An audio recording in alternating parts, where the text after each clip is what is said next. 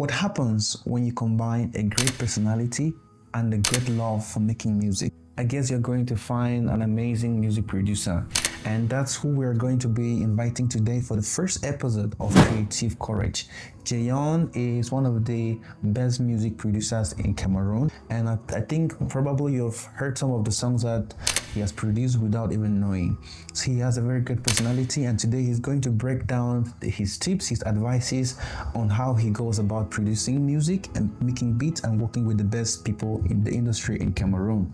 So if you are a music producer, if you are still beginning your music production journey, here is your chance to learn from the best. So stay tuned.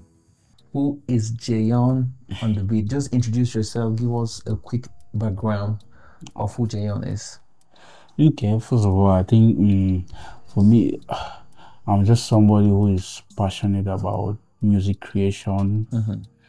And I like to see people win through music creation. So that's basically who I am.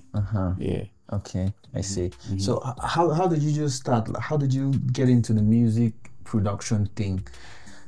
Just tell us a story. Anyway, it's when like to actually say, like, tell you when I started this is it's difficult, because when you are growing up, you actually know exactly what you want to do, and then maybe some other things might come in life and then will deter you from doing that. But I always loved music. I love how when I see people sing, when I see people play instruments, it's like it was always astonishing to me. So deep within, I knew that, okay, I like to do this, I love to do this, but I don't think there were many opportunities where I grew up that could actually allow you to do music or to be a music producer. Okay. So the highest you could do was to maybe join the people who sing. And I don't think everybody wants to sing. Some people just want to be the people creating the music, and I wanted to be that person who's creating and producing the music. Wait, how do you want to be identified? If someone says, what do you do? How do you present yourself? Like, am I a DJ? Am I a producer, a music engineer? How do you like to present yourself? First of all, a producer, because people there's a misconception about being a producer. There are beat makers, there are producers, and there are DJs.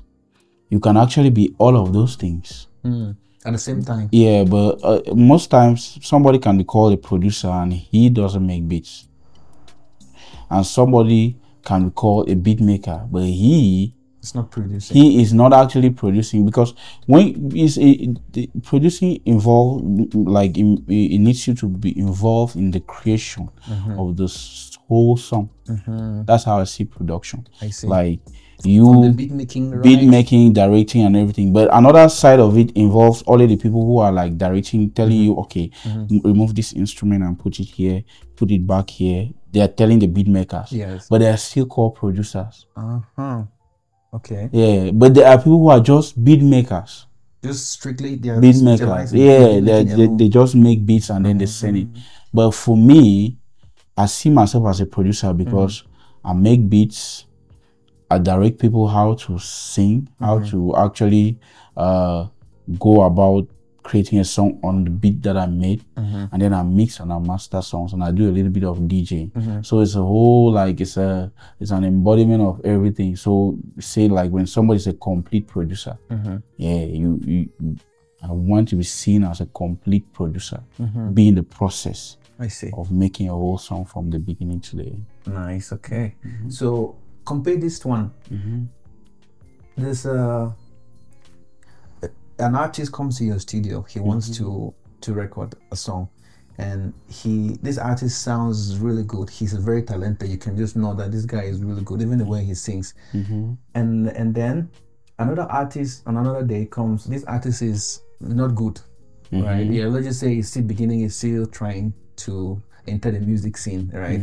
So, do you think if you give a good beat to a bad artist, can they bring something out better than giving a very good beat to, maybe I'm mixing up myself. Okay, there's an artist, right? He's good, and you give him a bad beat, and and then they say, then there's an artist that is bad, and you give him a good beat. Which product do you think is going to come out better? Well, this is, well, I don't know if I could answer with a question. Have you ever heard about a hit beat? A hit beat? I don't think you have heard about a hit beat, but you have heard about a hit song. Yes, I know about hit songs, of course. Exactly. That tells you that, okay, giving a beat to somebody who sings well, like the voice of an artist is actually an instrument in the whole music. You feel me? So a song is an embodiment of all those instruments. Yeah. Okay. When you put it like a beat and the voice, that makes a song. But there are also songs that don't really need vocals to be in it. When people say, okay, Beethoven plays, have you ever heard Beethoven sing? Like, for example, but they call it songs. For example, I'm piano, right? Is it I'm a piano? Yes, but I feel like the instruments speak the most. The most. That's how I feel. Still, it needs how can I say? It needs somebody who is talented. For me, I can actually throw any beat to somebody who is talented and they make it a hit song. A hit song. But somebody who isn't talented and who doesn't really know what he or she's doing, when you give a beat that you feel like is the best beat that you have made, they might make a worse song out of it. So at the end of the day, it's always much more easier and better working with talented artists because you can actually put just a chord, like some chords, and then you put like very minor drums, and then they ride it along, because listeners wants to hear like what the artist is singing. The beat, of course, gives the groove to it, but a talented artist will make a beat that you consider, because a bad beat is subjective. It's subjective. Yeah. Someone can hear and think this is the dopest beat ever, and another person might listen and say this is a whack beat. I have situations where people can. Do you have some beats that you've produced and in your mind this is whack? This is obviously. This is not obviously, I feel like, and that's subjective. That's me. Your personal view. That's my personal view. But I also understood, like at first I used to like keep those beats aside, but now I understood as I'm growing in the music production. I learned that the beat you think is the worst beat might be a very good beat for another person. Exactly. So when I make beats now, I always like try to put them out. No matter how I feel about them, I just put them out like that. Funny enough, the beats that I feel like they're not really good enough, sometimes they do even better than the beats that I feel like they're good enough. Really, some artists come in and like they're like, I love this they want beats and they're like, play me the beats you think they're the worst beats. let me pick from. Let me pick from them, and they always do good songs from them. It's like when you want to start making a beat, right? Do you have some go-to instrument that you feel like, let me start with this instrument? The drums, they will sound like this. It depends on the kind of genre I'm making, because I make hip hop beats, I make trap beats, I make R&B beats, and I make Afro beats. Afro beats. Okay, let's talk about Afro. Okay, like Afro beats. Afrobeat, yeah. When I'm studying an Afrobeat, is mostly for you to start a beat, you have to be inspired by something. Wait, and where does that inspiration now come from? It can come from anywhere. It can come from me passing, maybe beside a club, or maybe where I hear music and I hear an instrument. I like this instrument, or I'm moving around and then I hear sounds, because you, as a producer, when you whatever you're doing, you at certain points within what you are doing, you always hear like sounds or grooves. So, or maybe I might be listening to a song and then I hear an instrument, just one instrument inside the song that I like. Then I'm like, okay, I have to do a beat with this incorporated. But how do you know that this is the instrument that they used in this? That's why I say you need to be inspired. That's like where you draw your inspiration. It hits you, you know that, okay, this I like this thing.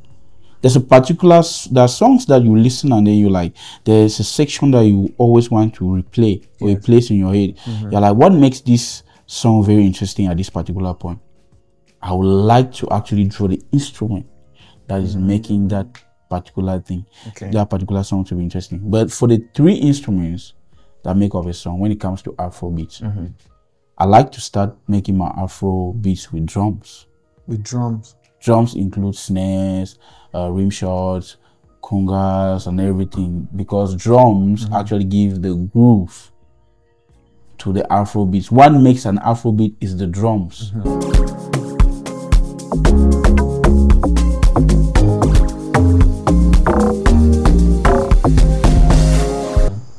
You feel me? Yeah. If you remove the drums, you can. What makes, I think, the thing that makes a genre of music a genre is mostly drums.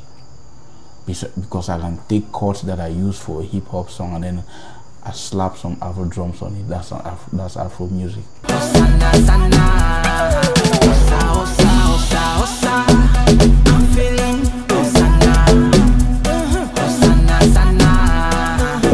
Or I might take like Afro chords that I use in Afro songs, then I put some hip hop drums on it. That's hip hop. So the first go-to is like drums. The drums, The drums. Secondly, I look for like the chords. Chords, like, it's actually what makes, like, what actually drives the vocalist. Laying vocals in the song. I might do drums, you feel me? And then a vocalist comes in and I'm like, okay, he or she sings something and I feel like you need to change or modify something. The voice. Some vocalists are not really that good enough to sing in all keys. Now they sing only in certain keys and they're very comfortable singing some certain keys. Now I put the chords depending on the key that you are comfortable singing. But the drums don't really need much of keys. The congas might need some key adjustment, but drums normally don't really need much of key adjustment. So now when you put the chords, you make it easier for the artist to sing on the beat.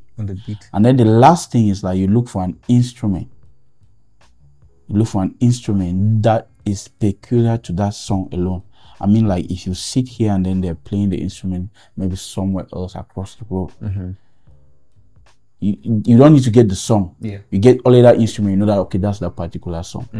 Those are the 3 things. I might not say, okay, my most favorite instrument is like this, but I like using guitars a lot. I like the guitar and saxophone. What's your signature? How would someone know that this beat is made by Jayon? First of all, the drum pattern I use for Afro beats is somebody who knows me will know the drum patterns I use for Afro beats, and then will understand that the kind of chords I use for Afro beats is not like mostly happy chords. They're mostly R&B softer chords, but the drum pattern will make you understand that, okay, I made this beat. A lot of people who have worked with me for a certain amount, they know exactly what I mean by this. Like when you hear maybe a drum pattern that's more like Afro swing in a certain way, with the snare a little bit delayed, like on the third, I think the third bar is a little bit delayed, 1. So that obstruction of the snare is that signature. I see. But then when some songs start, I always hear like the signature of the having a beat tag is one thing too, but I feel like the best thing is for you to actually have a sound. A beat tag will obviously tell you who made this beat. Okay, somewhere like Benny X. He uses synths, and when I hear beats that are made by him, I know that it's him. I don't need him to say it's like this person. And then somebody like Timbaland, he has a particular kind of way his drums you can feel you feel them, you know that it's Timbaland. So I think this kind of exactly Timbaland from him. That's somebody that's like one of one of the people I look up to when I started doing music. And it's like an OG, like he's been into this game since. If they say pick a mentor, I'll actually pick Timbaland. Wow. But if you want to talk about my beat tag, it's obviously who did this is Jayon OTB. I see. Okay, choose between this one. Let's say you have a price for your production, right? An artist comes to you, two artists come to you, and let's say you are very busy, you have to pick one artist. Number one artist is very talented, right? But have just 50% of your production price. Then the second artist, I don't want to say bad artist because there's nothing like bad artists. There is. Yes. There's a bad artist, trust me. Okay, let's say he's not singing to that level that you would like for your beat, right?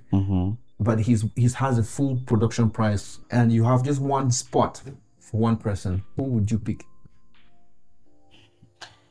This particular question is something I've actually struggled with years, but recently, maybe a year or two ago, I'm like, I understood that money is not everything. Okay. To start with, first of all, when you're working and then you have a dream and you're futuristic, and you're thinking about the future, you understand that working with people who have a vision, working with talented people who have a vision is like worth more than working for immediate money. Because you can see some potential. You can see potential. You always try to see more than the immediate, like what is in the table. Understand? Most of the time, we always look very juicy, but you have to always look, when money is involved, look beyond that. Beyond the money. That's the first thing. So, me in particular, I'll actually first of all go with the person who has 50% of the money and has the talent. In fact, sometimes I've even produced, in fact, a lot of times, I've produced for people who had the talent. Wow. But now, the difference is, most of the times people come up like, yo, I'm talented. I'm like, if I don't think you need to come and tell me that you're talented. You need to show me. You need to just do your thing. You understand? The judge of that. The judge of that. Most people I work with, they didn't come and tell me that, oh, start working with me and as a flow on the beat. No, they just maybe they came to do a song. I'm like, hey, they actually even paid for the song. I'm like, yo, this person is actually and then perhaps you have some beats that you thought. Exactly. And now you start saying, I'm like, yo, this person can actually sing on this beat. And most of the time, the people that actually come with the talent are not financially well enough to actually. I don't know why it's always like that. But it's always, I don't know why. It's how it is, right? Like it's hard to really see someone who is really talented and at the same time financially strong. I mean, independently, especially independently. I think hardship and humility actually brings out the best in people, and somehow we ignore that fact. It flies over our head. But I understand this. I always say this, most of the time I might not be the person to, like, if you come at me and like, oh, work with me, sometimes it's just difficult. I'm talented, work with me. Maybe you can come and then actually pay to do a song.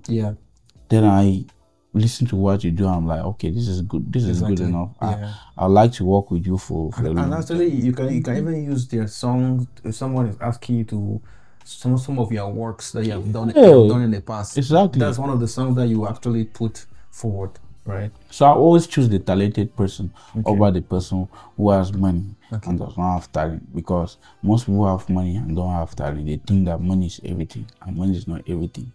Okay. Now let's talk about branding. Branding for DJs, music producers, and artists. How important do you think branding is? And also a sub question is, do you think it's important for DJs and music producers to have, swag names, like maybe their real name is this, and they find some cool name? Do you think it makes any difference? Is it important, and how important is branding in general? It's very important because as the moment you at first I don't think it was like that, but nowadays it's very cool to have a brand. Everybody who is in entertainment should see themselves as a brand, because producers are not limited to always sitting in the studio and making music. Producers have deals outside of music. They have albums. For example, you've seen like Dr. Dre right now. I think his branding actually pushes him even more than the music that he makes. It's more than the music. So at the end of the day, it's like when you build yourself as a brand, when you brand yourself, you can do a lot of things outside the music for people who know you in the music. Okay, for example, if I get well known in the music community for actually producing good songs, and that name Jayon OTB, it's like a whole brand I've embodied. Of course. And then after that, I decided to actually partner with a tech company to launch headphones. Under my product. Related to music. The fact that they related to music, the fact that I've actually done a lot in the music community, people will trust that product. Exactly. More than somebody who and whatever product you release, if your music and everything you're doing was qualitative, they will trust it too. To it. So it's very important for. That's why I watched a video one day. The guy he took a Dr. Dre beat headphones. Yeah. And so this thing is not really strong. He actually broke it like that, and it's broken. Yeah. It's like, why are people buying this shit? No, they're buying the brand. Yeah. So man. You understand? They're buying that Dr. Dre. It's Dre beats. It's not. Let me say. It's not. Afroacom beats, or it's not this thing. It's Dre beats. I see. Okay, let's talk about AI in the music. So for the past 2 years, or let me say or more, everyone is talking about AI, especially in the music industry, because there's even some musics that are online right now. I don't want to call the names, but you don't really know the difference if this is a real person or an AI, because it sounds really good. What's your opinion about AI in the music industry? Do you think it's going to replace DJs? Is it going to replace people on stuff like that? AI is still, like I can say, it's in the Stone Age right now, but it's doing a lot. Like it's at the beginning stage. But what AI can do is really, really crazy right now. And just like when social media actually started, people were like, oh, this is not like this is this. Some people criticize it a lot. The people that hopped on it are making a whole lot of fortune out of it now. Some have decided, okay, I'm just leaving the social media. But trust me, AI is not going anywhere. It's here to stay. And if you don't jump in line, if you don't actually find a way to actually use it for your own benefit, as a tool. You know, at the end of the day, I feel like it's a tool. Yeah. At the end of the day, I feel like it's a tool. If you know the level, like what AI can do in music right now, it's not just limited to you cloning some other person's voice. Like I do, like I've done in a couple of songs, like clone some other person's voice and then feature the person in a song. It also, like you as a producer, I can sit in my studio and actually sing something with my mouth or whistle something with my mouth. Take that particular thing that I actually sang with my mouth, change it to an instrument with AI. To an instrument? An instrument. That means I can actually sound like an instrument. An instrument. I can actually blow a saxophone with my mouth. I don't need to call a saxophonist to come and do it. Wow. So, and imagine that these things are happening at the Stone Age of AI. At the beginning. At the beginning. What imagine it in future. So if you don't put yourself, I'm not taking anything away from creatives, you understand? Exactly. But you as a creative, you have to look for a way. AI is artificial intelligence. The best way you can use AI is to use it. You have your own human intelligence. Use it and then mix it with your own human intelligence, and then you create something that is more than artificial intelligence. Exactly. Yeah. So to add there's a conversation also that I heard, and for my opinion, I think that if you're listening to an AI generated music, there's that human connection that you don't feel when especially if you know that this is not, let's say for Drake, for example, or let's say Lil Wayne, this is AI that's using Lil Wayne's, you feel, you listen to the song, but there's this still that human connection that's lacking. Indeed. Yeah, in it. Same as videos, for example, right? Is it because you know that it's AI, or is it because assuming that you don't know, you see enjoy it the same way? But if you know that this is an AI, this thing, you feel, because when AI will reach that level, we'll not be able to differentiate which one is AI, which one is which one is not AI if they don't tell you. But when they tell you, that's just how it is. It's the human brain. Yeah. Once they tell you that, do you know that Drake song is not real? It's just like you're enjoying genetically made chicken that is made in the lab, and you're like, yo, this chicken is good. And then they come and tell you that it's not real chicken. It's me from their lab. Immediately, it's all in the head. Your brain tells you, bro, this chicken, I'm not eating again. This is not it. So that's. But at first you were enjoying it. Yeah. So at the end of the day, the only thing that will clearly differentiate or make people, though, like when it comes to regulation of AI, we will just be like, you have to state that this is AI. You must state that it's AI. So we'll leave people the choice, maybe to choose to listen to it or not. But trust me, AI is here to stay. But now, okay, how would you feel as an artist to know that people are no more paying you for features? You just, someone just takes your voice, pop, just sing something, and I think when things come up like this, there are always regulations, right? There are always regulations to it, because if there are no regulations, people abuse it. That's one way of abusing it. Like putting people in the future song. If you put somebody the future in your song, it's like with using AI. It should be for, like, it's a gimmick. Like you want to actually draw attention towards yourself, not like you want to make money out of it. You feel me? If you want to really make money out of it, you feature that person. It's just the same like you see, like the thing with DNA modification and all the stuff. Yeah. People could actually genetically modify the embryo to actually bring out a baby that looks exactly like what they want. A black baby with blue eyes, tall, and it's possible. Muscles. Yeah, it's possible. But there are laws that actually restrict that. Ethical laws. So genetic modification and all those things is good for the medical field. And everything comes with its baggages, its good sides and its bad sides. So the laws are there to regulate the bad sides. It's just the same as AI. AI at this point will actually be good, but I think there are laws put in place now to regulate that. The song Drake did with Tupac's voice and whose voice again? Did it? Snoop Dogg. Snoop Dogg was cool with it, but Tupac's estate was not cool with it. So they asked him, they wanted to they filed a lawsuit, and he took down the song from all streaming platforms. The thing with AI is this: I think they will regulate it in a way that in places where humans, or in places where it's abused, you actually be called, like you actually be sentenced, or you'll be banned, some charges will be levied against you if you actually abuse it. And maybe that will be one of the things. I see. Okay, tell us about your most challenging project. I know you have done a lot of projects before, but just try to pick one or two. I think I can pick one. There's this project I did with two.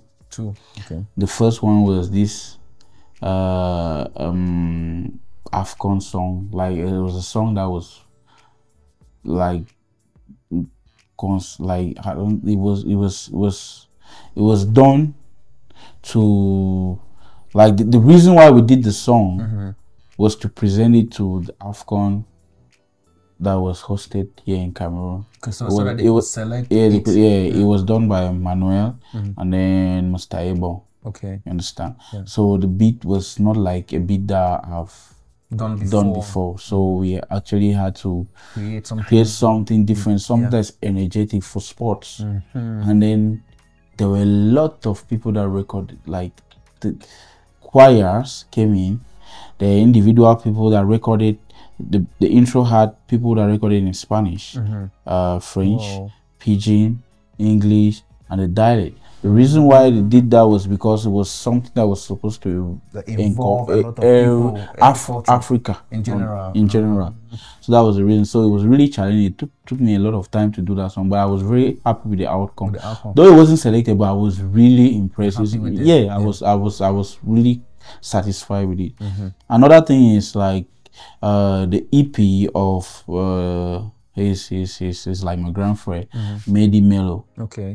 He sings very well. I don't think people know him that much, but he sings very well, and then he does alternative R&B. It's not like his sound is not like any ordinary sound, you understand? So he called me that he wants me to produce some songs in it. He plays a lot of instruments as well.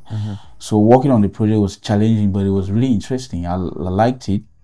I liked it a lot, and we did a great job producing the songs, because none of the songs are like songs that people like regular songs people hear, but their songs are really nice in your ear. The last one was this other project we're doing. I think that one is not even completed. We had a lot of people to work on. It was with the people with the MCP group.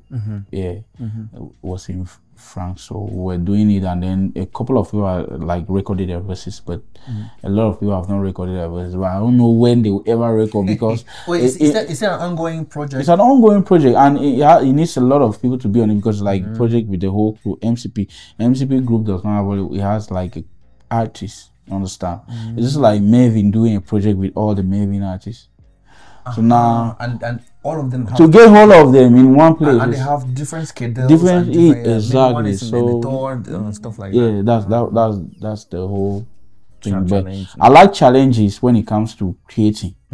The recording like that, the one with MCB is not a big problem to me, but the one I did with Mehdi and that Nations Cup song was a great challenge that I actually wanted, and I actually lived up to the task. If you could produce for one artist, if you could pick any artist in the world and produce for, who would you pick?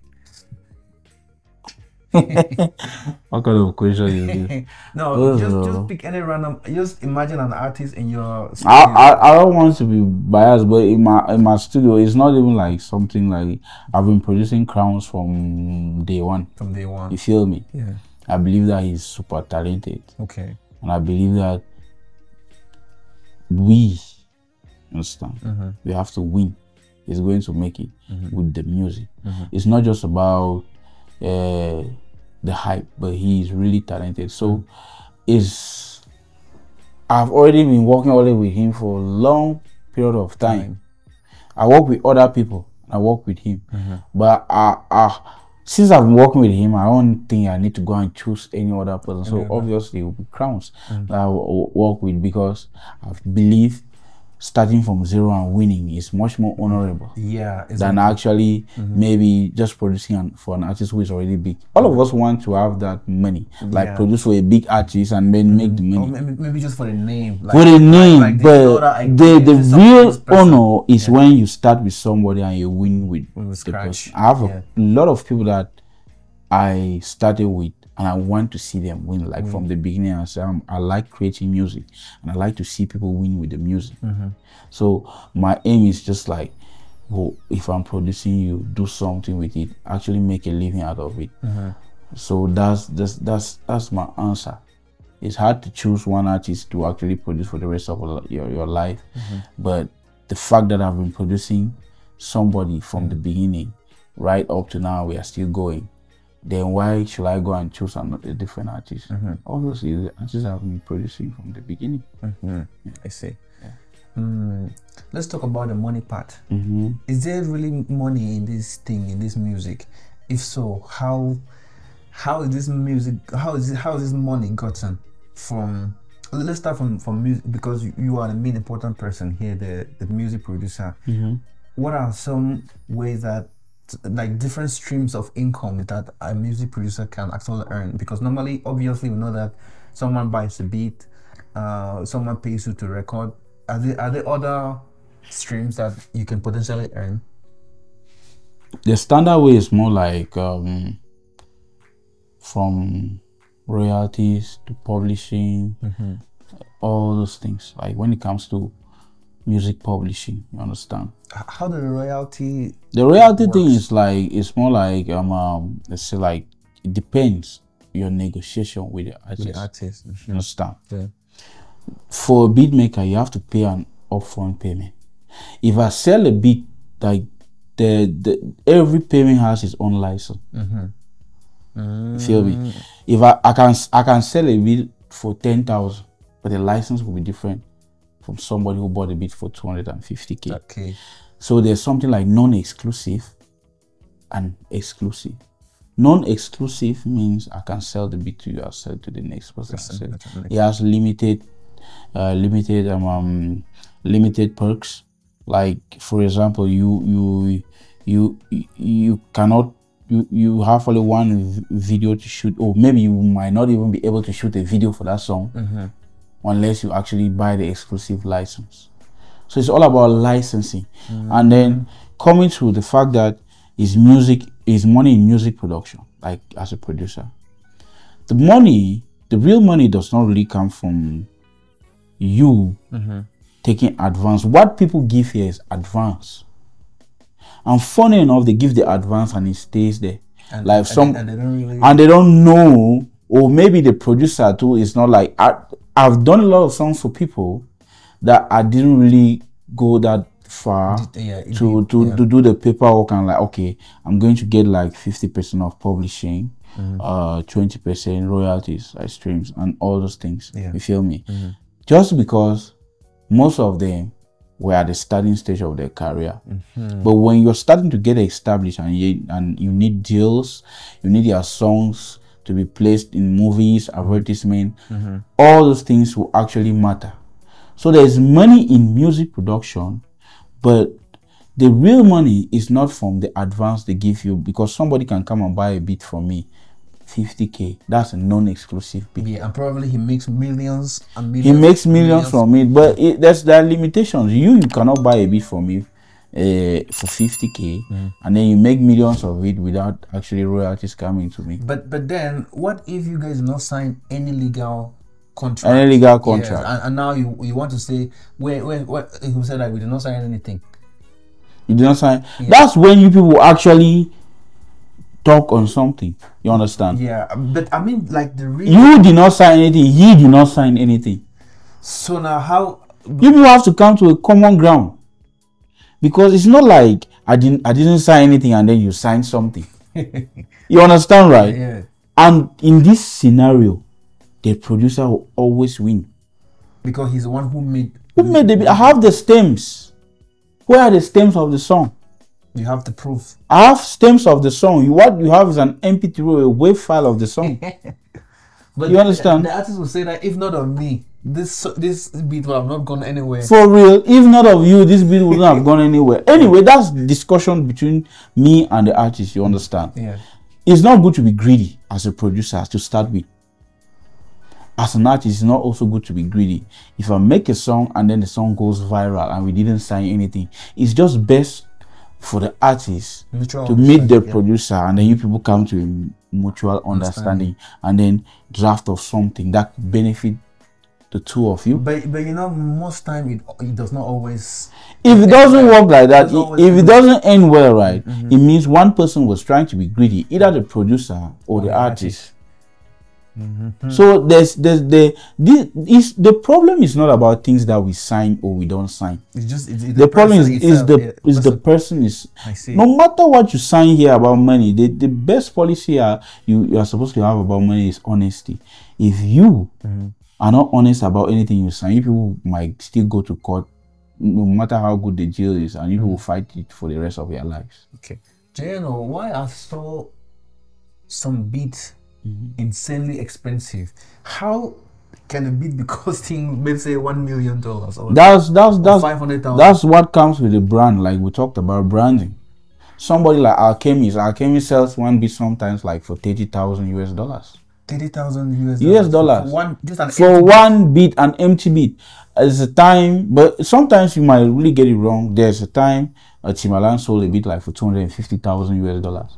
But it depends on the licenses. Maybe that person decided to buy the beat and cut off. Like you are not going to get any royalties from this and this. That's possible. And it's business, because you can buy that beat and not make anything up to that. And not make anything up to it's business. Yeah. You understand? You need that money right there. You don't want to wait for royalties, because royalties take a lot of time before they start coming. And to see a probability too. Exactly. Yeah. So at the end of the day, it depends. Some people sell it for $1 million. It's small. Trust me. Depending on the license, I'm telling you facts. Like, so it all boils down to branding. When you say $1 million francs CFA, what's $1 million francs CFA? $1 million francs CFA is like 500,000 Spotify streams.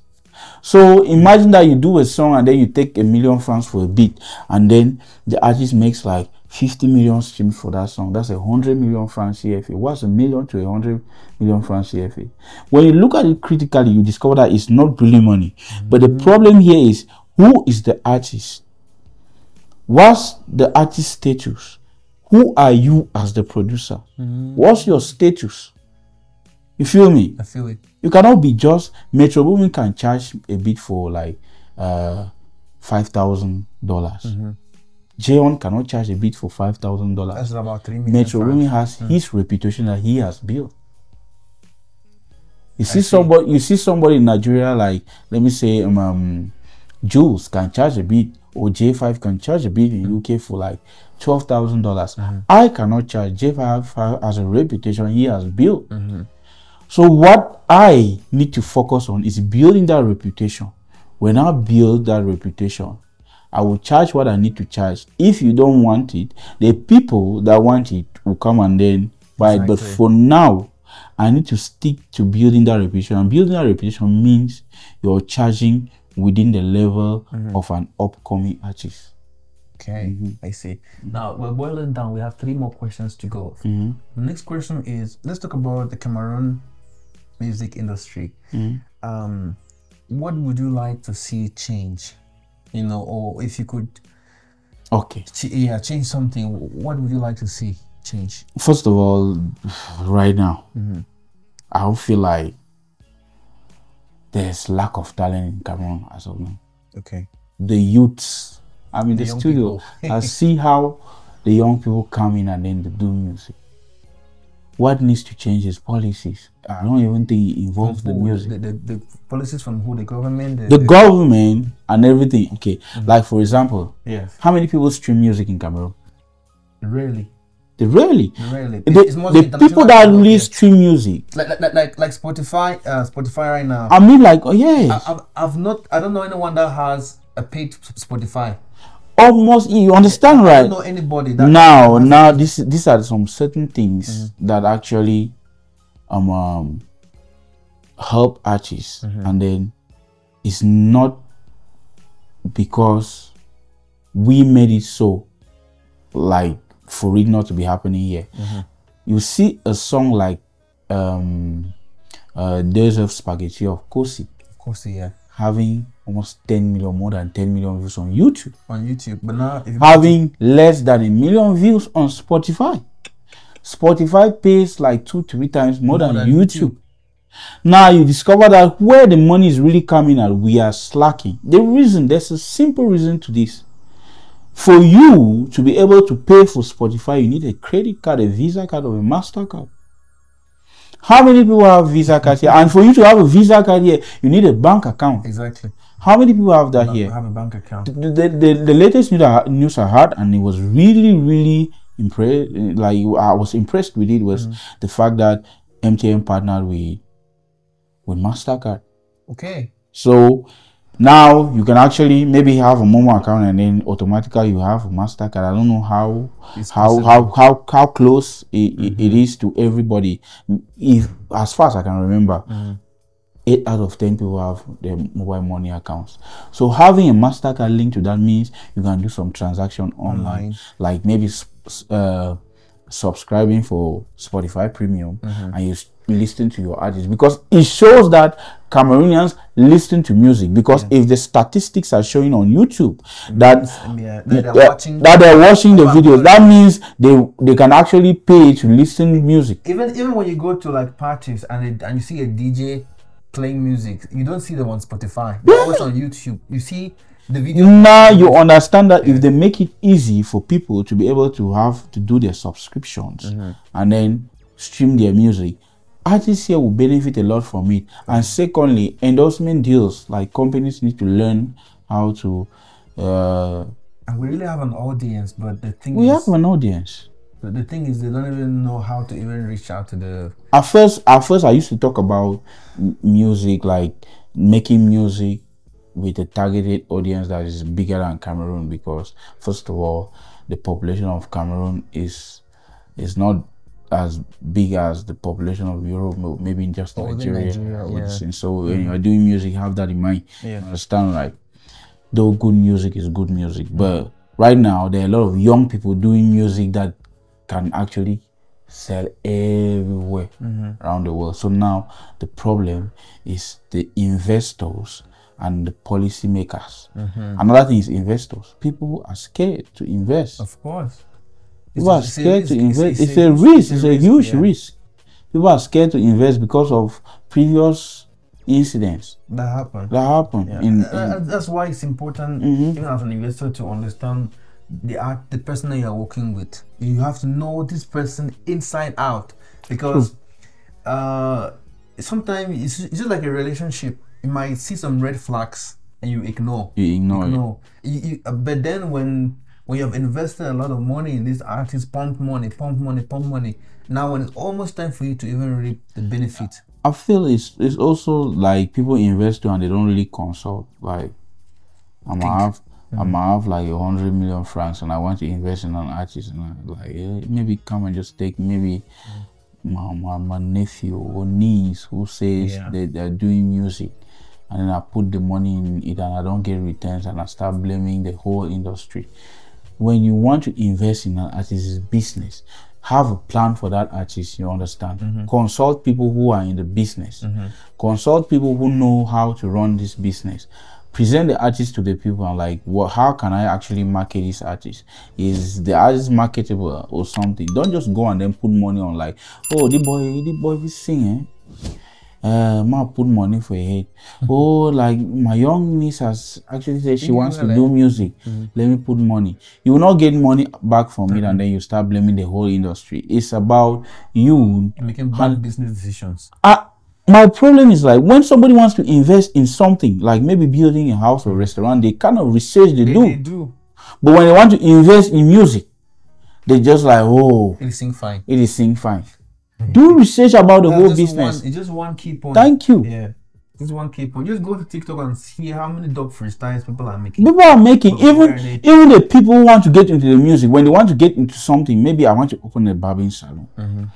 I do the research, get the equipment and all these things. But when people want to dive into music, I understand that at first you just want to sing. But take time as an artist and study the business. Exactly. You actually do much more better knowing the business and stay longer in the industry than your peers. I see. Okay. What advice would you give for beginner DJs or upcoming music producers? First of all, let's start from break it down really deeply from the gear. From the gear right to. Okay. It starts with, if you don't have passion for music, don't force it. Leave it. As simple as that. First thing, you have to have passion for music. The second thing, you have to be smart and inspire. You feel me? Okay. People say you can be gifted, but I don't think there's a scale that can measure being gifted, because people they're termed as less gifted work very hard, and then they even surpass people who think they're geniuses. First, you have to actually be gifted. You have to be inspired. And then, secondly, as a producer, when you're starting, understand that you're starting. Forget about like money making. Money making will not help you grow when you focus only on money. It's like a byproduct of. It's a byproduct of being the best at what you do. Focus on being the best at what making the best beat, making the best beat, making the best music, and then spend less time. You know, everything needs sacrifice. You understand? You need to sacrifice a lot of other things. You understand? So you have to spend less time doing different things and spend more time trying to produce music. It's time consuming. But if you really love producing music, you will not see it like that. You will be in front of your computer every day. Another thing that for me, I'm learning in later parts of my life, and I'm learning on the go, is like, it will be very advisable for you as a producer to even learn an instrument. Any instrument, guitar, piano, whatever, drums or this thing, it will actually enhance your music, your music production. Then the other thing I want to talk about is when it comes to making music, I get people talking about, oh, I don't really have speakers, so I don't really, it's okay. All of us started like that, started with a computer and earphones. It was not even the best computer. So first of all, your passion will drive you to really use anything around you to make music. Don't rush and buy gear that you can't use. Because you saw that it's exactly the best. Don't buy gear that you can't use. Anything I'm buying, I worked and I reached at a certain level. I discovered that what is lacking is this thing, and I get it. You don't just randomly. I don't randomly go and buy things. That's like wasting your money for no reason. You feel me? Yeah. That's the advice. And then another thing is, in as much as I don't think there's anything that can be discarded that you can't make a living out of it. People sell charcoal. Some people sell charcoal and are millionaires. They export charcoal. Absolutely. So making music has money, but you need to put in that time to be the best. Trust me, you have to be the best at what you do to be able to make money out of it. If you are not the best at what you do, you will make money maybe for a short period of time, and people will understand, oh, it's not the best, and they will not come for you, and you will stop making the money. Exactly. And then the last thing I will always say is like, always have that hunger to learn new things and grow.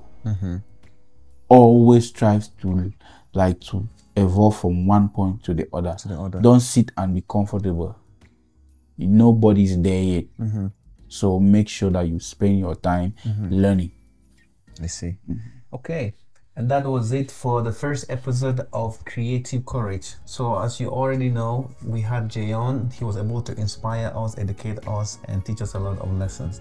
So if you are an upcoming music producer, just watch this video again, time and time and again, and just grab a lot of dope advices and tips that Jayon was able to give us today.